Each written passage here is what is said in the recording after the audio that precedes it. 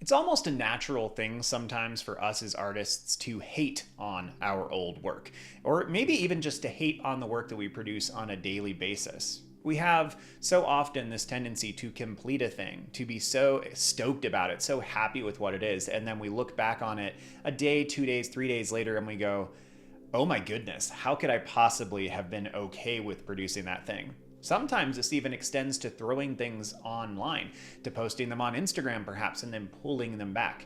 I often find that I'm self-conscious about the stuff that I throw on social media, even these videos that I put up here. It's taken a long time to work through some of those things. So what do we do about the fact that we are often so hard on our own artwork? And what can we do to kind of mess with that, to push it into a productive place? Well, one of the first things is to stop relying so much on our eyes in the moment. If you can capture a sense of that nostalgia, the wonder, the excitement that you had when you finished the thing, jot that down in notes, or even just share it with somebody at that moment, you have recorded in that moment of time a snapshot of what you thought about it. And that can sometimes tether you like an anchor on a ship back to that moment, to understanding that that version of you when you produced that, you were happy with it. And that is relevant. That's a valid thing. Another thing though that's really important is sharing with other people. We are often very, very critical of our own artwork, more critical than anyone in our life likely will be. And that's pretty universal. It's not something that I ran into with every single student when I was teaching or when I was in art school, but I'd say easily 95%, myself included, fit into that category. We are harder on our own work than anyone else is, and we tend to give ourselves 2 grade levels lower of a score on our work than anyone else around us will. And we kind of fear that the people who give us good positive feedback, that they're just being kind to us, that their encouraging words are, even if they're heartfelt, they don't really buy it, they don't really believe it. Or maybe we put them in this category of they don't really understand art and so we can't take their feedback seriously. Well, trust other artists. Think about when other artists bring their work to you and you talk about it, you give them feedback. Yes, there probably are times where you look at another artist's work and you go, that's not very good. But you still find constructive things to say, and hopefully you don't lie to them. I don't find that most artists are willing to lie to another artist.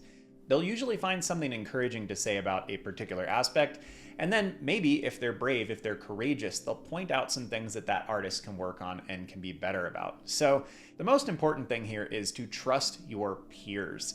Get feedback that is outside of yourself. I will often finish paintings. I'm actually, wrong way. I'm working on this painting back here right now. That's this raven, and I'm trying some new strategies on it that I've never tried before. Maybe I'll put that up as we're talking and I'll have that in the background so you can see some closer footage of it. I have tried some very different strategies with this painting, and I honestly didn't quite know how to feel about it. So I shared it with some other people, and the feedback has been overwhelmingly positive. And while that doesn't necessarily change how I think about the piece, it at least solidifies the positive components in my brain. And I find that this is often true. We have all these opinions about our pieces and we let the negative ones win out, but we usually have positive little planets and asteroids that are orbiting in our mind.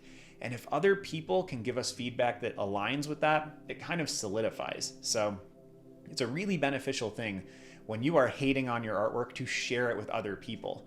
I find that this works for a lot of mental struggles, not that I'm going to go into those kind of things today in this video, but a lot of my mental struggles and other people's mental struggles are lessened in their extremeness by sharing them with somebody that you trust. This is what happens a lot of the times in therapy and counseling. And so maybe that's how we think about this is art counseling in some way, that sharing your burden, your upset, your distaste, your hopefully not, but potentially hatred for your own artwork. Share it with other people, with other artists. And I think that's very important, other artists, because you're going to trust what they say a lot more than you are your mom or your dad or your spouse or your boyfriend or girlfriend.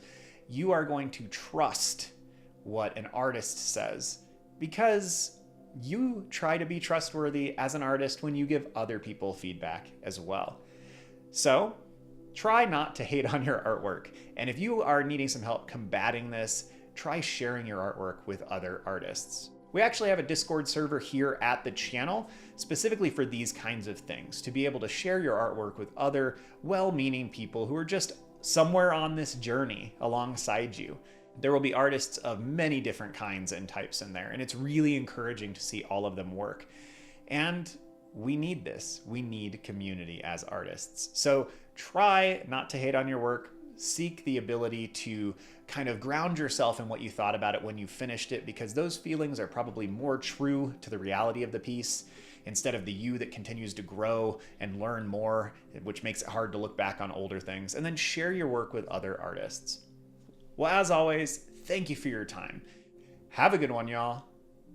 See you soon.